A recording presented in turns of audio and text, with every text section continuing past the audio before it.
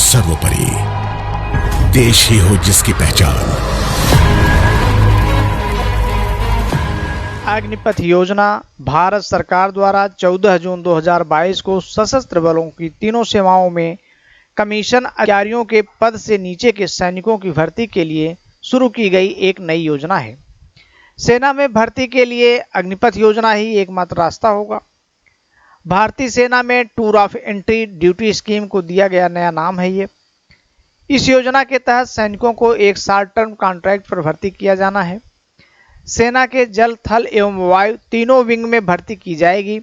इसके द्वारा चयनित व्यक्ति अग्निवीर कहलाएगा।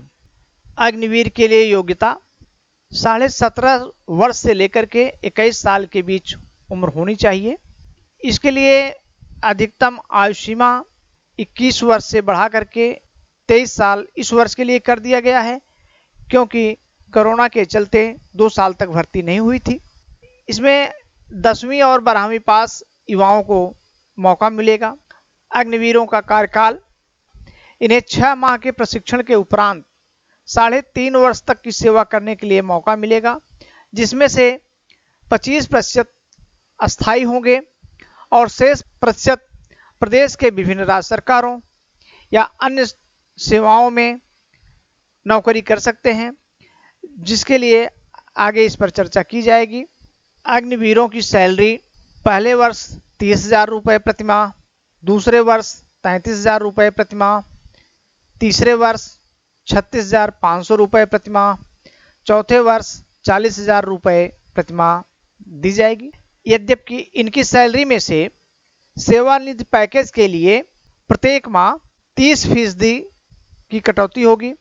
जैसे प्रथम वर्ष में 30,000 जो प्रतिमाह है, इसमें से 21,000 रुपये प्रतिमाह कैश इन हैंड होगा और 9,000 रुपये सेवानिवृत्ति पैकेज में जमा होगा। इतनी ही राशि फंड में सरकार द्वारा भी दी जाएगी, डाली जाएगी। इसी प्रकार 33,000 रुपये जो दूसरे वर्ष प्रत्येक माह मिलना है, तो 23,100 रुपये इन हैंड होगा और जो शेष पैसा है यह फंड में जमा होगा और इतना ही पैसा सरकार जमा करेगी। इस तरह से सेवानिधि पैकेज, इस फंड के लिए अग्निवीरों की मासिक सैलरी का 30% काटा जाएगा और इतनी ही रकम सरकार जमा करेगी। 4 साल बाद सेना से जो ड्यूटी मुक्त होंगे 75%, ऐसे अग्निवीरों को 11,71,000 रुपये सेवानिधि पैकेज दिया जाएगा। इस पर कोई टैक्स नहीं लगेगा। इसके अलावा उनको मिले कौशल प्रमाण पत्र और बैंक लोन के जरिए उन्हें दूसरी नौकरी शुरू करने में मदद की जाएगी।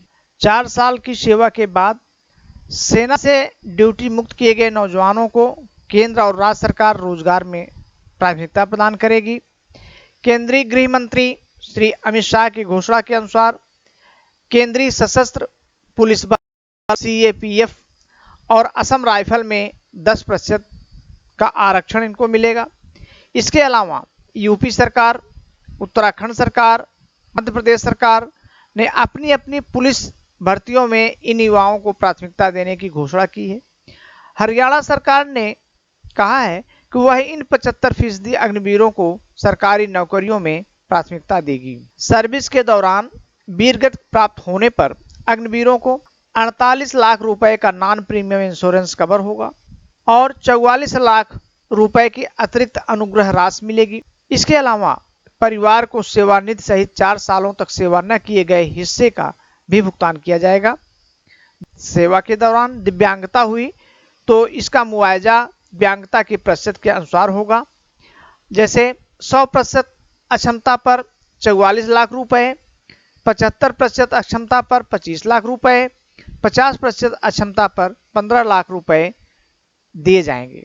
अग्निपथ योजना के संदर्भ में केंद्रीय गृह मंत्री श्री अमित शाह जी के अनुसार इस निर्णय से बड़ी संख्या में युवा लाभान्वित होंगे और अग्निपथ योजना के माध्यम से देश सेवा व अपने उज्जवल भविष्य की दिशा में आगे बढ़ेंगे। डिफेंस मिनिस्टर श्री राजनाथ सिंह के अनुसार इस योजना से युवा प्रोफाइल और टेक्नोलॉजी से लैस ये सोल्जर्स हमारी आर्म्ड फोर्स की सूरत बदल देंगे।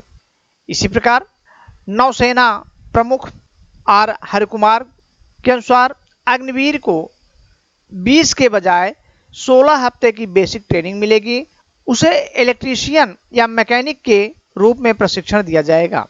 थल सेना अध्यक्ष मनोज पांडे जी के अनुसार आर्मी इस बदलाव के लिए पूरी तरह तैयार है। एयरफोर्स चीफ के अनुसार फौज को इसकी जरूरत है।